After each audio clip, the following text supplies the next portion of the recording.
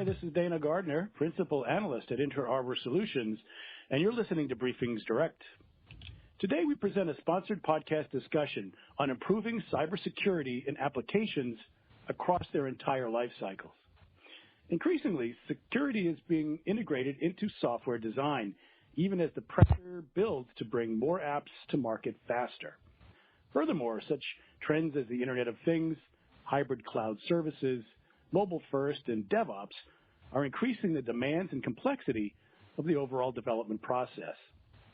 A key factor in improving both development speed and security is new levels of collaboration and communication across formerly disparate teams, from those who design to coders to testers and on to continuous monitoring throughout operations.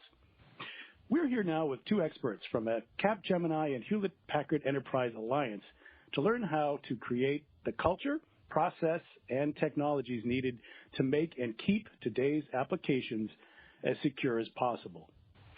Please join me now in welcoming our guests. We're here with Gopal Padanjaruvito. He's the Global Cybersecurity Strategist for Capgemini. Welcome, Gopal. Thank you, Dana, for having me. Excited to be here. Great. We're also here with Mark Painter, Security Evangelist at Hewlett Packard Enterprise. Welcome, Mark. Thank you, Dana. Great to be here. Yeah, let's start with you, Gopal. What do you see are some of the top trends that are driving the need for improved security for applications? It seems like we're in the age of continuous everything across the entire spectrum of applications.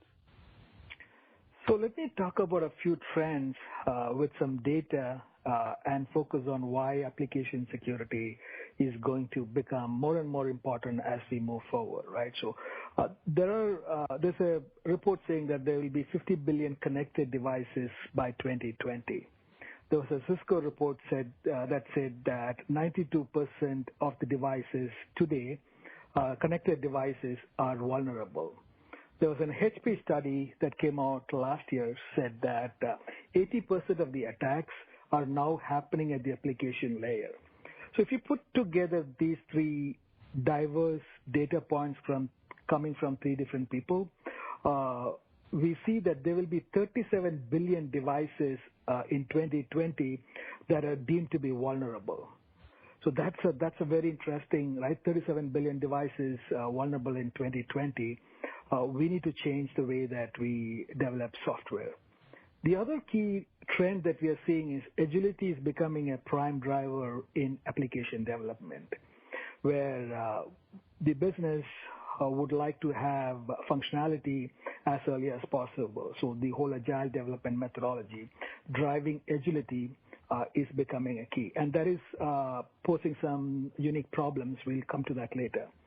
The other thing that we are seeing from a trend perspective is app and data is moving out of the enterprise landscape. So the mobile first, one of my clients said, free the data and free the app. Let it not be imprisoned within one data center. So the concept of mobile first, free the data, free the app, and the cloud movement is another major trend that affects the application security and how applications are being developed and delivered. The other trend is that regulators, right? So in many critical industries, regulations are becoming very strict. Cybercrime and advanced actors. So we are seeing nation states, advanced actors coming into the game, and we are seeing advanced persistent threats becoming a reality now. So that's driving another dimension to the whole application security. And the last but not the least is we see a big shortage of cybersecurity talent in the market. So I think those are the top trends, I think, that drives the need for improved, a different look at application security and from a lifecycle approach. Great, thank you. Mark, anything to offer in terms of trends that you're seeing from HPE, perhaps getting more involved with security earlier in the process? Well, I think Gopal gave a very good and very thorough answer, and I think he was dead on. And some of the things he was saying, like 80% of attacks are actually aimed at the application layer, so it actually makes sense to try to prevent those vulnerabilities. We proposed that people actually implement application security during the development cycle precisely because that's where you get the most bang for your buck. You can do things, and you need to do things across the entire life cycle, and that includes even production. But if you can stop those vulns, like you say, shift to the left, stop them as early as possible, then you save so much money in the long run in case you are attacked.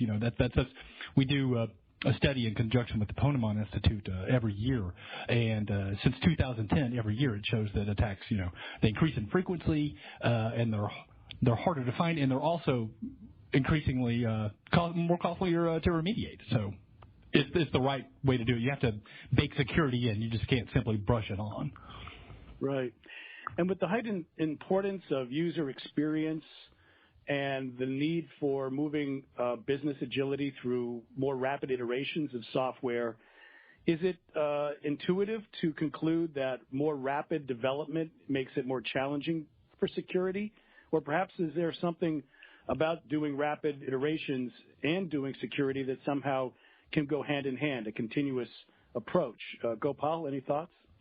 Yeah, I think the need for rapid applications, because technology, we are seeing a lot of innovations coming. So the need for rapid is definitely, we welcome that, right? But the challenge is, how do you do security in a rapid world? The example that I give is there's no scope for error, right? So one of the things that, from a trend perspective, is Internet of Things, right? So we are seeing, and one of the things that I tell my clients is that if you look at traditional IT, we are operating in a virtual world, right? So it's purely a virtual world. But when we talk about things and OT, operation technology, we are talking about physical things, physical objects that we are using in everyday lives, like a car or your temperature monitors or your heartbeat monitors, right? So these are physical things. And when the physical world and the virtual world comes together with IoT, a hack could have a very big impact on the physical layer or the physical objects that we use. For example, from a safety, right, of individuals, of community, of regions, of even countries can now be put in danger. And I think that is the key thing. Yes, we need to develop applications rapidly, but the thing is we need to develop them in a very secure way. Right. So the more physical things that are connected, the more opportunity there is to go through that connection and somehow do bad things, nefarious activities. So in a sense, the vulnerability increases with the connectivity. Absolutely. And that's the fear, right? And unless we change ways of developing software, so I think there has to be a mindset change and that's my opinion, that there has to be a mindset change in how we develop, deploy, and deliver software in the new world. Yeah. I suppose another element to this isn't just that bad things can happen, but the data can be accessed if we have more data at the edge, if we move computing resources out to the edge where the data is, if we have data centers more frequently in remote locations. This all means that data privacy and data access is also key. How much of the data security is part of the overall application security equation, Gopal? Yeah, so I think when we talk about one of the things that I kind of ask is what is a define an application, right? Because we have different kinds of applications. So we have web services, API, right? So even though those are headless, we would still consider from an app perspective, those are applications. And applications without data has no meaning. So the application and the data are very closely tied to each other. And the value, right? So there's no real advantage for a hacker just to have the application. They are coming after the data. So the private data or sensitive data or critical data about a client or a customer, end of the day, that is what they're coming at. So you're bringing up a very good point that security and privacy that is the key drivers when we're talking about application. That is what people are trying to get at. whether it is intellectual property, right, or whether it's sensitive data, credit card data, your health data, right? So it's tied at the hip. The application and the data are tied at the hip, and it's important that we look at both as a single entity rather than just looking at application as a siloed concept.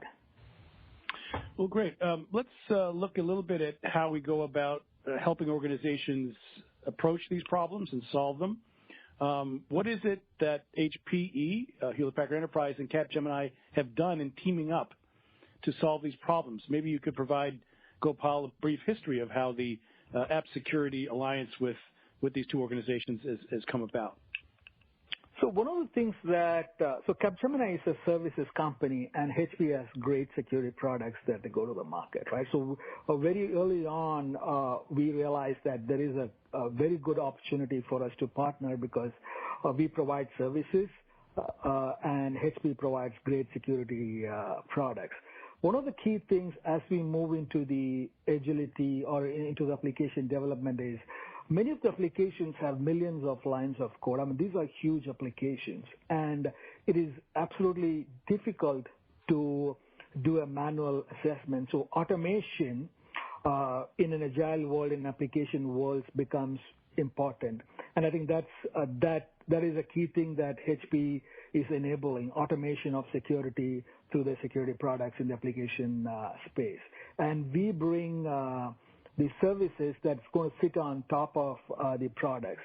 The classic example that when I go and talk to my clients about HPE and Capgemini partnership is that I tell that HPE is bringing a very tasty cake, and that what we are bringing is a beautiful icing on top of the cake. And together, we have something really compelling for the user. Let's go to Mark in describing that cake. I would imagine many layers. Maybe you could describe for some of our listeners and readers who might not be that familiar with what those layers are. What are the major components of the transformation area around security that HPE is focused on? Sure. But at a high level, what we're trying to do is expand the application security scope.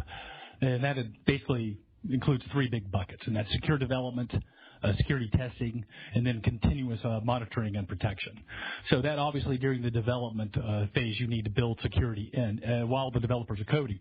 And for that specifically, we use a tool called DevInspect, and that actually, when it will actually show secure coding to a developer as he's, typing his own code, which obviously that gets you much farther ahead of the game. And as far as security testing, I like to refer to there's two main forms. There's static, which is code analysis, which is you've got to do for not only your own code, but open source components and other things. In this day and age, you really are taking your security into your own hands if you trust open source components without testing them thoroughly. So there's static. That gives you one perspective on application security. Then there's also dynamic scanning, which is where you don't have access to the code and you actually attack the application just as a hacker would. So you get those dynamic results. And then you can we have a platform that actually combines and correlates those results, so you get to reduce false positives and you can trust your results to a much greater detail. And then also we also provide services, but the whole thing is that you have to do this with sustained frequency. This is something that you can't just maybe 10 years ago, there was something, a bit of a stage gate approach. Well, I'm just going to test this once at the end of my development cycle, and then I'm going to release it. Well, that's simply not good enough. You have to do this on a repeatable basis. And finally, some people would probably consider this a development lifecycle lens once the product is out there in the wild.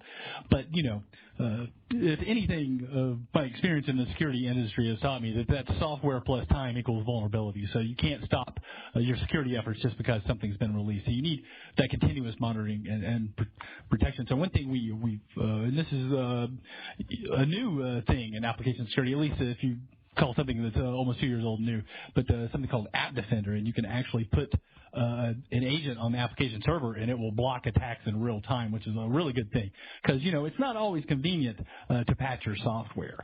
So what we really try to do at HPE is we offer a combination of products that you can use yourself, and we also offer hybrid solutions because, there's no such thing as one size fits all in any environment.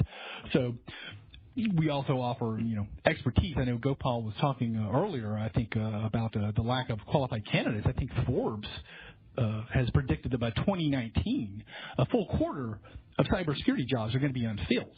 So really, organizations need to be able to rely on, technology, but they also need to be able to find experts and expertise when they need it. So we do a lot at HPE. I'll leave it at that. Right.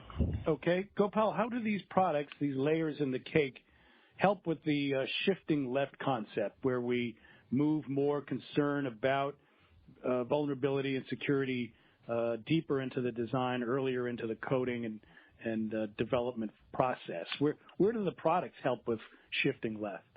That's a great question, because if you actually decompose or if you analyze what are the application security as a cake, right? So the thing that I talk about is security vulnerabilities in applications come from three specific areas. One is what I call as design flaws, where the application itself is designed in a flawed manner that opens up vulnerabilities.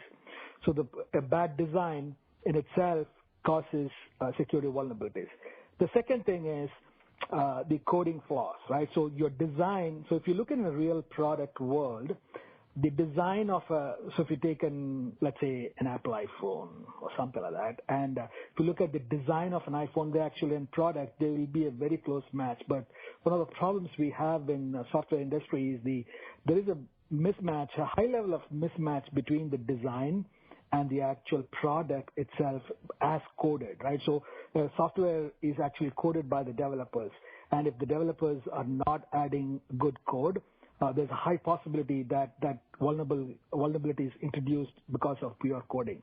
And the third thing is the application is not running in vacuum, right? So it is running on app servers, database servers. It's going through multiple layers. So there are a lot of configuration parameters. And if these configuration parameters are not set, then it leads to an open vulnerability. So these are the areas. And from a product perspective, HPE has got great products that detects coding flaws. And he talked about DevInspect, right? So it's a great tool. And from a dynamics perspective, hacking. So there are great tools to actually look at all these three layers from a design flaw, from a configuration flaw, and coding flaw. One thing that as a security expert, I see that there is a great scope for tooling in the design flaws, because right now we're talking about threat modeling, risk determination. To detect a design flaw requires a high level of human intelligence. I'm sure that in the future there will be products that can actually detect design flaws. But when it comes to coding flaws, I believe that these tools can detect a coding flaw at a very, very, like 99% accuracy level from that perspective. So I think we are seeing a very good maturity in the application security areas with these products, with the different products that Mark mentioned. Now, another part of the process for development isn't just coding, but pulling together components that have already been coded, services, SDKs, APIs, vast libraries, often in an open source environment. Is there a way for the alliance between Capgemini and HPE to give some assurance as to what libraries or code has already been vetted, that may have already been put through the proper paces? And how does the open source environment provide a challenge or maybe even a benefit when done properly to allowing reuse of code and this idea of componentized nature of development? So I think that's a great point, right? Because all applications most of the modern applications are not siloed applications. So they talk with other applications. They get data from other applications either through a web service interface or a REST API. And the key thing, and open source, because you don't want to be, if there is an existing software component that is available to do something. For example, if you want to do logging, right? So there are logging, open source logging frameworks available, right? So if there are things that's available, we would like to use them. But just like custom code, open source is also vulnerable. There are vulnerabilities in open source. So understanding that the vulnerability can come from multiple things in an application. It can be caused by an API. It can be caused by an integration point, like a web service or any other integration point. It can be caused by the device itself when you're talking about mobile and all those things. So an understanding of that is a very critical aspect when we're talking about application security. Mm-hmm. Mark, anything to offer on this topic of open source and or vetting code that's available for developers to then use in their applications? Well, it's not an application, but it's a good example. You know, the shell shock vulnerability was due to something wrong with the code of an open source component in Bash, and that's still impacting web servers and servers around the world. So,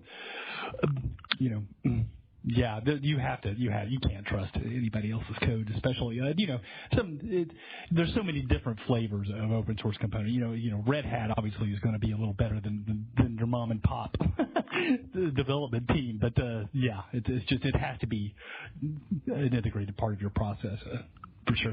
There's something Gopal was saying. We do a cyber risk report every year at HPE. One of the things we do is test, thousands and thousands of applications. And the last year's results, the biggest application flaw we found were basically configuration flaws. And that was, that you could get to different directories than you should be able to. And it's amazing that, application security is not easy. If application security was easy, then we still wouldn't be having cross-site scripting vulnerabilities, that have been around almost as long as the web itself. So there's a lot of different components in play. So it's very, it's a complex problem.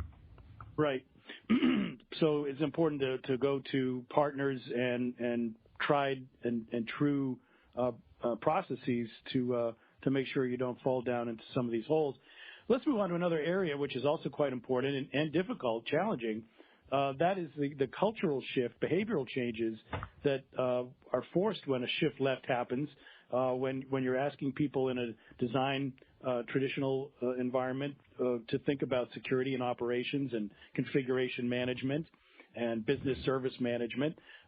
What are some of the challenges, Gopal, to promulgating cultural and behavioral changes that are needed in order to make a continuous application security culture possible?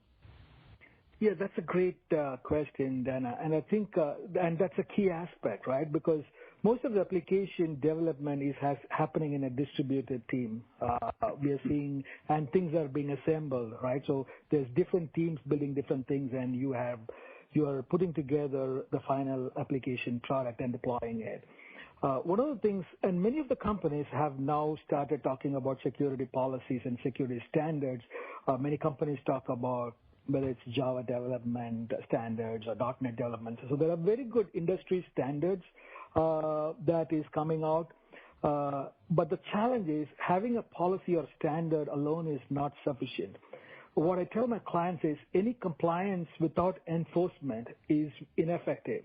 The example that I give is we have traffic laws in India, right? I mean, if you have been to India, if you look at the traffic situation there, it's chaotic. Whereas here you see radar detection and automated detection of speed and things like that, right? So enforcement is a key area even in software development. So it's not enough if you just have standards. You need to have enforcement. The second thing I talk about is compliance without teeth or consequence will not bring right behavior.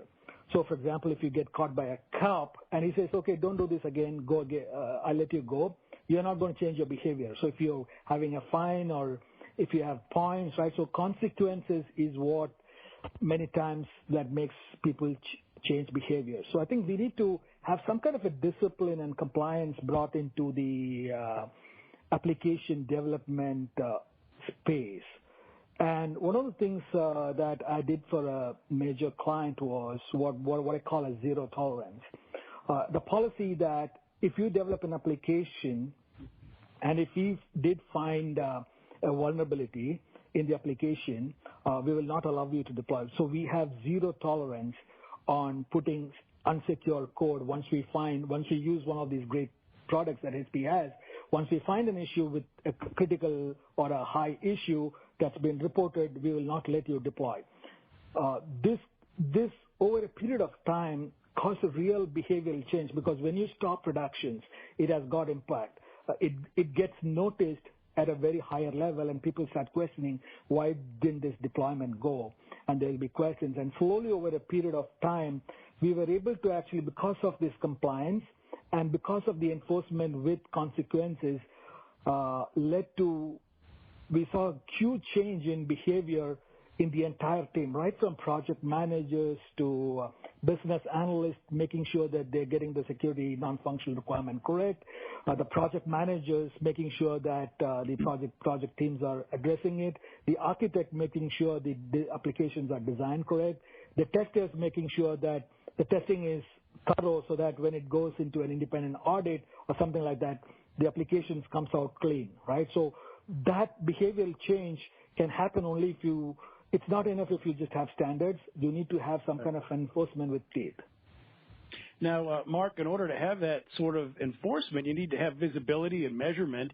It seems to me that there's a lot more data gathering going on across this entire application lifecycle, and that big data or analytics that we have in other areas are being brought into this fold.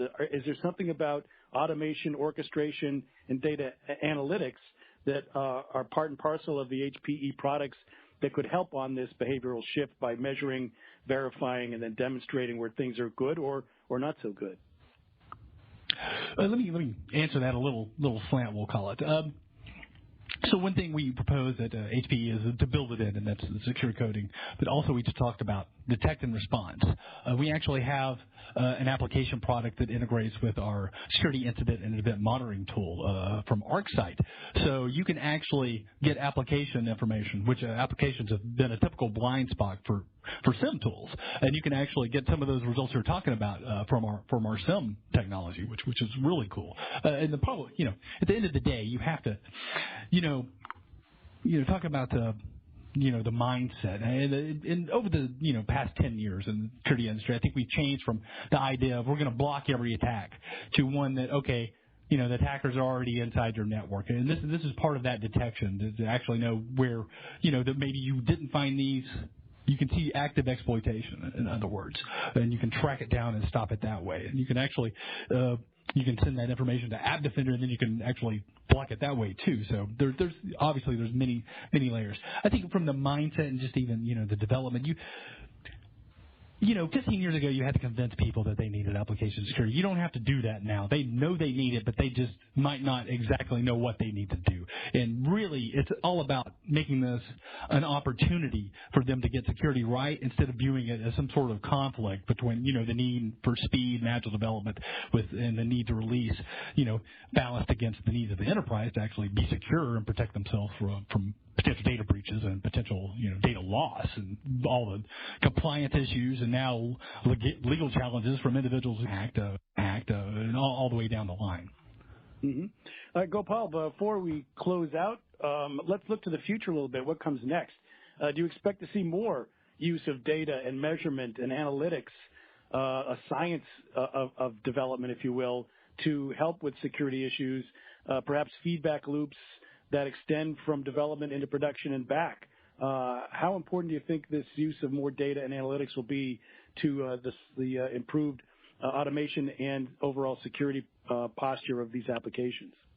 Yeah, and I think that's a great point because you need to have data and you need to have measurements to make improvements, right? So one of the things that we want continuous improvement, right? So you can't manage unless you measure, right? So this whole idea about measurements and looking at which teams are writing better code, which teams are, right? So collecting what are the systemic issues in application development, what are the systemic issues that we are seeing that is constantly coming. So, for example, if you're seeing cross-site scripting, as I'm just giving an example, as a consistent vulnerability that's coming across the multiple development teams. So we need to have some kind of a way to make sure that we are catching we are seeing patterns with the data and looking at how do you reduce these major systemic errors or vulnerabilities in systems.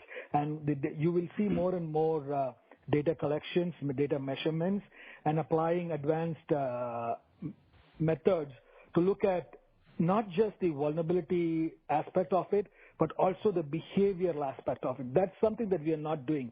But I see a huge change coming where we are actually going to see the behavioral aspects being tracked with data in the application lifecycle model. Right. Another thing to be mindful of is getting ready for the Internet of Things, many more devices, endpoint sensors, biological sensors. All of this is going to be something coming in the next few years. How about revisiting, before we sign off, the skills issue? What can organizations do about thinking of maintaining the right skill sets, attracting the right workers and professionals, but also perhaps looking for all the options within an ecosystem like the alliance between HPE and Capgemini? How do you see the skills problem shaking out over the next several years, Gopal?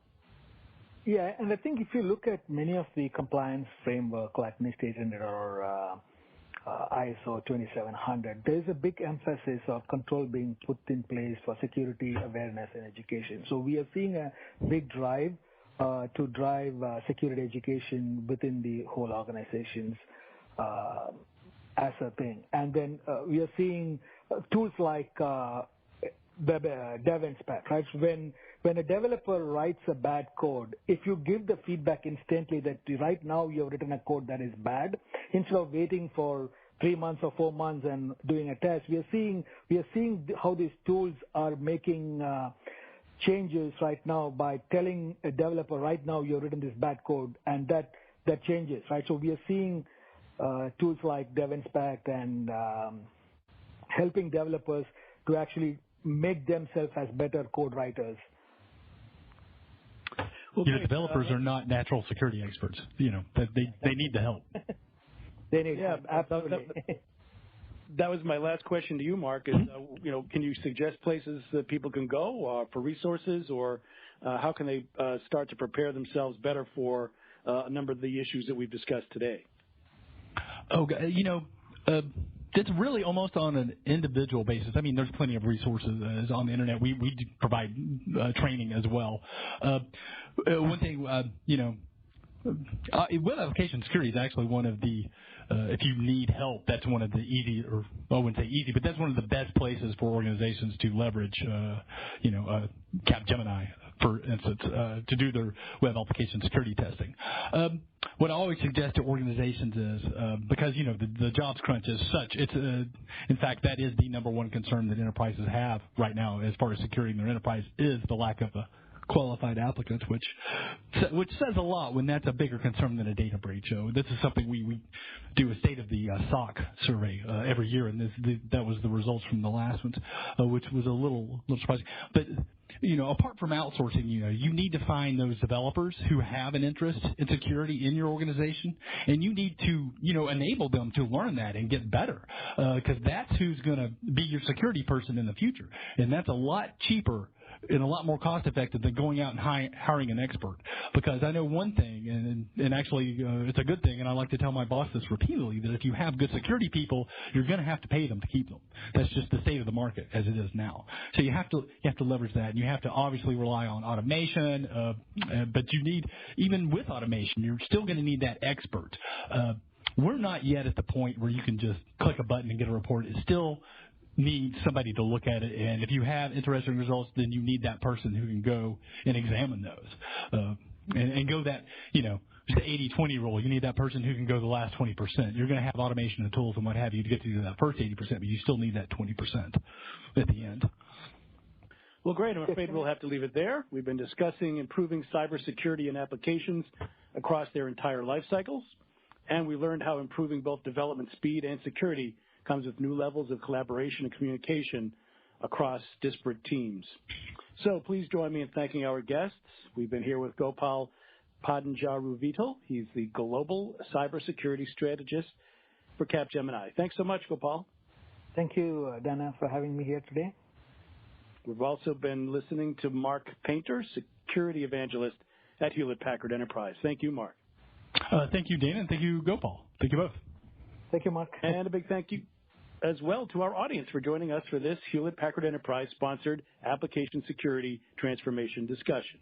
I'm Dana Gardner, Principal Analyst at Inter Arbor Solutions, your host for this ongoing series of business transformation discussions. Thanks again for listening, and come back next time.